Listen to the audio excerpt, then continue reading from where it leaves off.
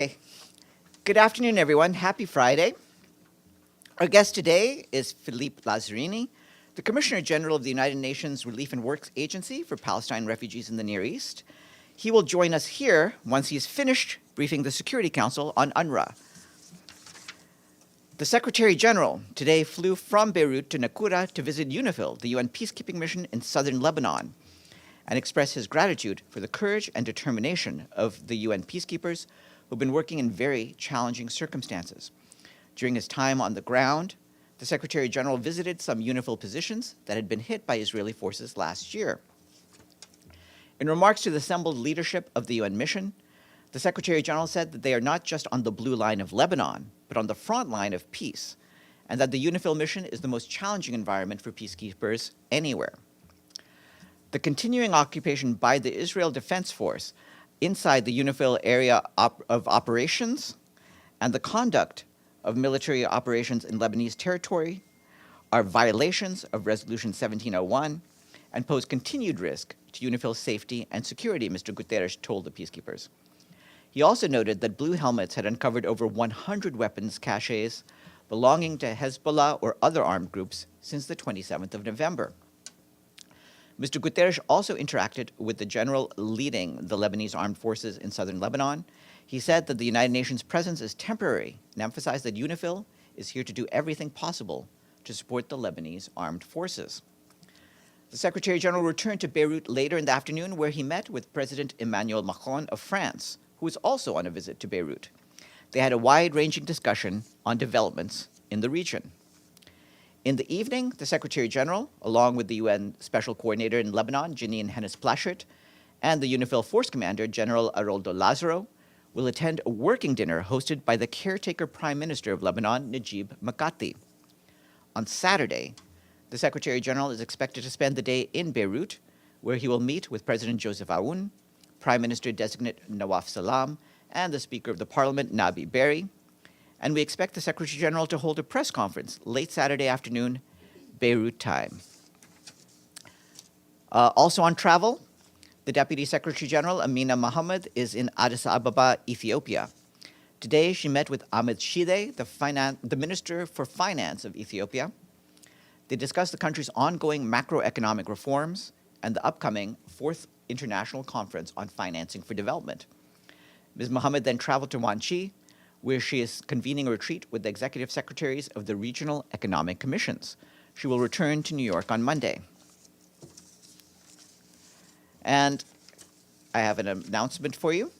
The Secretary General today announced the designation of Sigrid Kaag of the Netherlands as Special Coordinator for the Middle East Peace Process ad interim and personal representative of the Secretary General to the Palestinian Liberation Organization and the Palestinian Authority ad interim. She succeeds Tor Vennesland of Norway, to whom the Secretary General expressed his gratitude for his dedication and leadership of UNSCO during a particularly challenging time. Ms. Kaag's role as Special Coordinator for the Middle East Peace Process ad interim will be concurrent with her present mandate as the Senior Humanitarian and Reconstruction Coordinator for Gaza, pursuant to Security Council Resolution 2720. She brings a wealth of experience in political, humanitarian, and development affairs, as well as in diplomacy. Most recently, she served as the first Deputy Prime Minister and first female Minister of Finance in the Dutch government. There's more online. Turning to the situation in Gaza, the Office for the Coordination of Humanitarian Affairs reports that in preparation for the ceasefire, the UN and our humanitarian partners are mobilizing supplies and resources to scale up the delivery of aid across the Strip.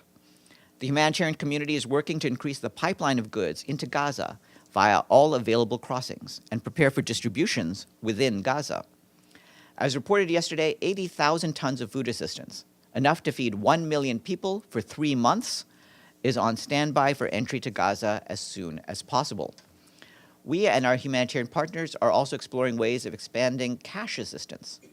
And aid organizations aim to reach hundreds of thousands of people with basic shelters, provided that we can have access to the supplies we need. On Wednesday, the World Health Organization reached Al-Auda Hospital in North Gaza Governorate. The team delivered 5,000 liters of fuel, as well as food parcels, bottled water, winter clothes, and vaccines. They also referred 2 patients in critical condition and their companions to Al-Shifa Hospital in Gaza City. WHO says 33 patients and about 30 of their companions remain in Al-Auda Hospital, together with nearly a dozen doctors, almost 2 dozen nurses, and 16 administrative staff. Access to the hospital remains extremely challenging and risky for patients. During the mission, a bullet struck an ambulance belonging to the Palestine Red Crescent Society. Thankfully, no injuries were reported. However, the incident underscores the importance of the ceasefire in ensuring our ability to safely access civilians. Turning to the Democratic Republic of the Congo, the UN Refugee Agency has released new displacement figures for the country's east. They say that violence has displaced 237,000 people since the beginning of the year. North and South Kivu are already home to 4.6 million internally displaced people, making the DRC one of the countries with the highest number of people uprooted within their own borders. In the first week of the year, as we reported, intense fighting in the Masisi and the Lubero territories of North Kivu province forced approximately 150,000 individuals to flee their homes. Many initially sought safety in Masisi territory, northwest of Goma, the territory's main town, only to be displaced yet again as violence spread. Simultaneously, in South Kivu's Fizi territory, the local government reports that 84,000 people are now displaced, and it has requested humanitarian assistance from the international community. And we have more details about violence in the Lubero territory, where our colleagues at the Office for the Coordination of Humanitarian Affairs are concerned about the increase in civilian casualties. According to partners, between Tuesday and Wednesday this week, at least 30 people were killed in attacks in several villages of Lubero territory, and at least 30,000 people have fled to the city of Butembo and surrounding areas. These attacks are part of a broader escalation of violence in the territory that began in June last year. In response to the growing humanitarian crisis there, our humanitarian partners are supporting affected communities, including with the distribution of food, medical supplies, water, and hygiene kits. Lubero territory is now hosting 360,000 displaced people. A UN humanitarian mission is currently conducting assessments. We and our partners will continue to deliver aid and support people in Lubero as security permits. OCHA reiterates its call for an immediate cessation of attacks against civilians. We emphasize that all actors involved in this violence must uphold human rights and international humanitarian law. In Burkina Faso, we and our humanitarian partners have released the 2025 Humanitarian Needs and Response Plan in Ouagadougou yesterday. The plan supports the country's transitional authorities' National Response Plan, also released yesterday. Nearly 6 million people are estimated to need humanitarian assistance across the country this year. The new plan aims to assist 3.7 million people in support of the authorities' national plan, which targets people in need. We and our humanitarian partners work closely with the transitional authorities to develop this year's needs analysis and response planning. We are also working together to deliver a principled humanitarian response wherever this is required, while continuing to promote a gradual transition towards more sustainable assistance. Last year, donors provided nearly $410 million, more than ever before, but that was just 44% of what was required. In 2025, we're hoping to mobilize even more support. We have a positive development report in the Central African Republic. The first multi-service border post was inaugurated today in Bembere, on the border between the Central African Republic and Chad. The ceremony was attended by Valentine Rugwabiza, the head of our peacekeeping mission there, and our colleagues say that this is a significant milestone in border management for the country. The Prime Minister of the Central African Republic, Felix Mulua, also attended. Built and equipped by the peacekeeping mission, the multi-service border post is the first in the country to house internal security forces and national agencies under one roof, which is meant to improve border control. It also marks a key achievement in implementing the Central African National Border Management Policy and its 10-year action plan. Speaking during the inauguration, Ms. Rugwabiza emphasized that this border post supports the peace agreement's objective of transforming border areas from zones of insecurity to areas of exchange and prosperity. MINUSCA and its partners continue to advocate for the implementation of the National Border Management Policy with the goal of expanding mixed border posts to other areas along the Central African Republic's borders with 6 countries. Turning to Mozambique, the Office for the Coordination of Humanitarian Affairs says that we, along with our partners, continue to respond in the wake of tropical cyclone Dikeledi, which made landfall in the north of the country earlier this week. Our humanitarian colleagues note that as of yesterday, 6 deaths have been reported by the authorities in Mozambique. More than 70,000 people in the country have been affected by the cyclone, but that number is likely to increase as assessments of the impact continue. In Mozambique, Dikeledi also damaged or destroyed more than 9,200 houses, over 40 health facilities, and a bridge. More than 100 schools were impacted, disrupting education for over 18,000 students. OCHA says our humanitarian partners have established 55 transitional learning spaces in 4 districts for children affected by the cyclone. Plans are in the works to repair more than 120 classrooms. UN agencies and our partners in Mozambique have also pre-positioned 1-week food rations, and mobile health units have been deployed. But additional funding is urgently needed to meet the needs of those affected. To scale up the cyclone response, we and our partners have been forced to reallocate resources from the ongoing response to conflict in Mozambique. This has left some of the most vulnerable, including displaced people and returnees, without life-saving assistance. In Vanuatu, today marks 1 month since the 7.3 earthquake, which killed 14 people and impacted 80,000 more. We and our partners have been mobilized since day one to support the government-led response. We deployed teams, including a United Nations Disaster Assessment Coordination Team, and mobilized funding. $1 million was allocated from the UN Central Emergency Response Fund. We also supported mobile clinics and the restoration of water supplies, distributed aid, including food, shelter, material, and hygiene kits. We will continue to support the humanitarian response and national-led recovery efforts. Miguel Angel Moretinos, High Representative for the Alliance of Civilizations, spoke to you this morning to announce the launch of the United Nations Action Plan to enhance monitoring and response to anti-Semitism. The plan provides detailed recommended actions that include establishing a United Nations Monitoring and Evaluation Working Group to monitor and evaluate the impact of policies and measures to address anti-Semitism, and enhancing awareness and understanding of anti-Semitism among United Nations personnel. And last, we would like to thank Barbados, Canada, and Norway for their full payments to the regular budget. This brings the number of member states on the honor roll to 13. So, any questions for me? Yes, Edie. Thank you, Farhan. On Sigrid Kaag's appointment, this is ad interim. Does that mean that there will be an ongoing search for a permanent replacement for Tor Wennesland, and is she being considered for that post? Yes, ad interim does in fact mean that that search for a full-time replacement is ongoing. I wouldn't have any names to share with you while that search goes, though. On Gaza and the humanitarian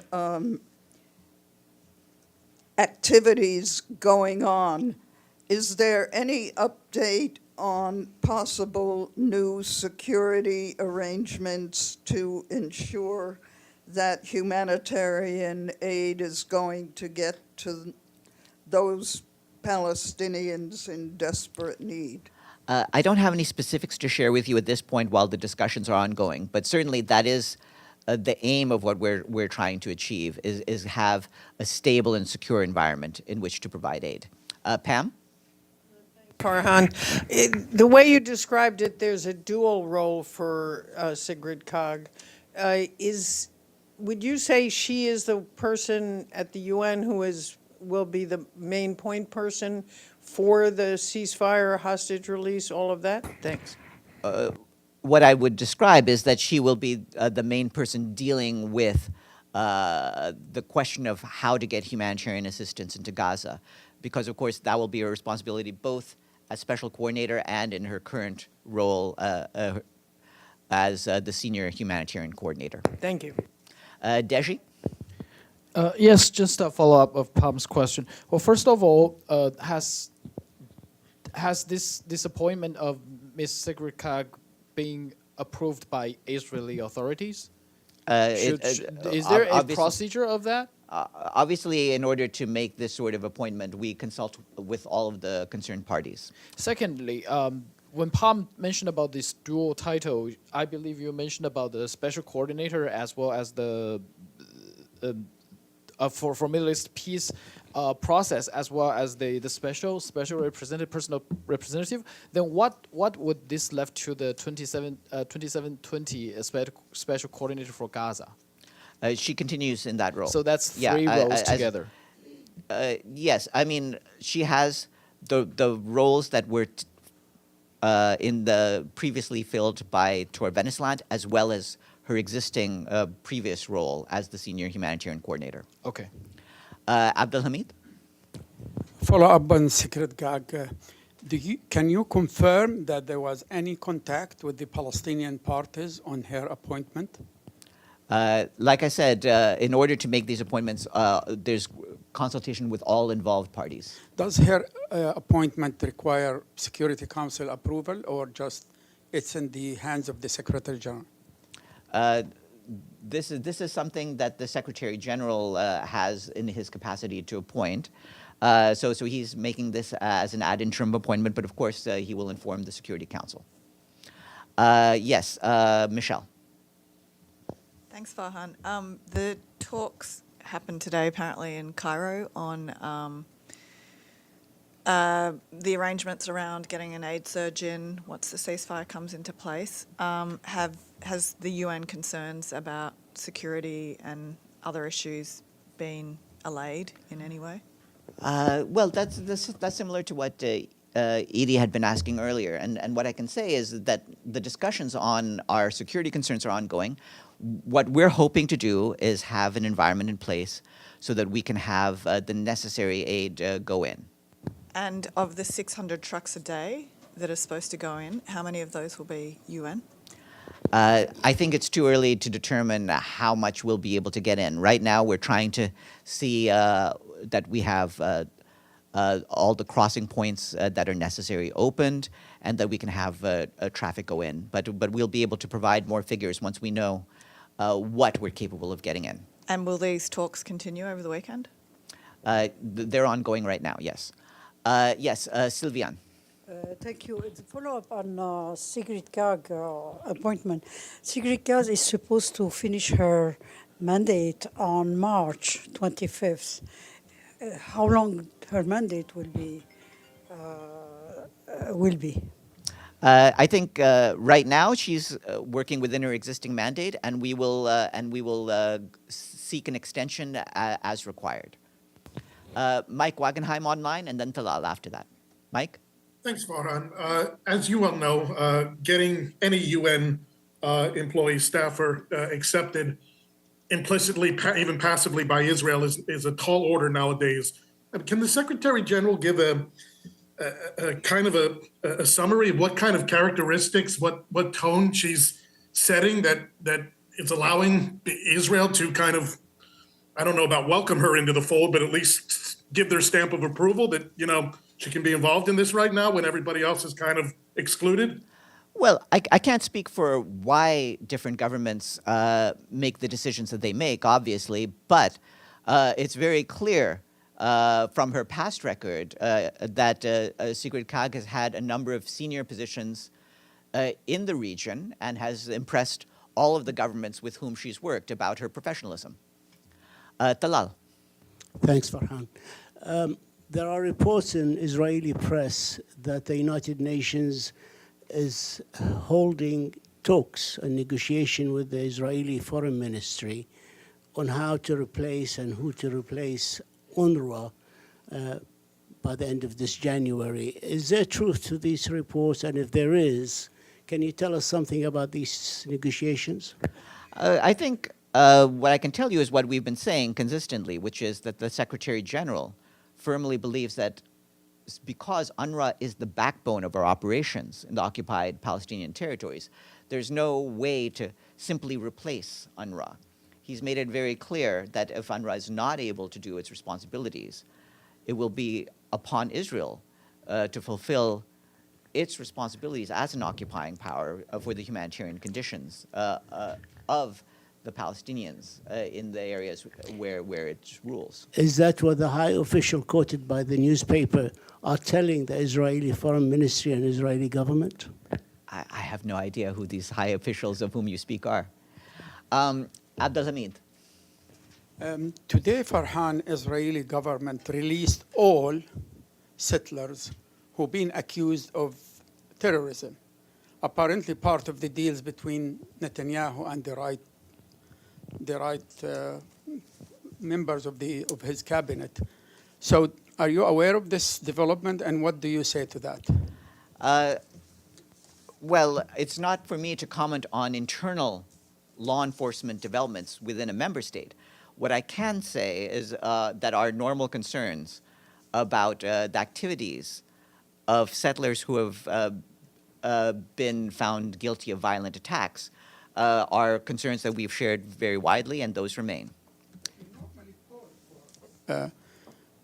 Following these activities and to put them on trial and investigate what happened, and they were arrested for Yes, terrorism. and there was an accountability procedure within the respective member state. So we leave that for member states to determine how accountability is pursued. What is important is that there be accountability. And with that, I will leave you for a short stance, and I'll return with Philippe Lazzarini. All right.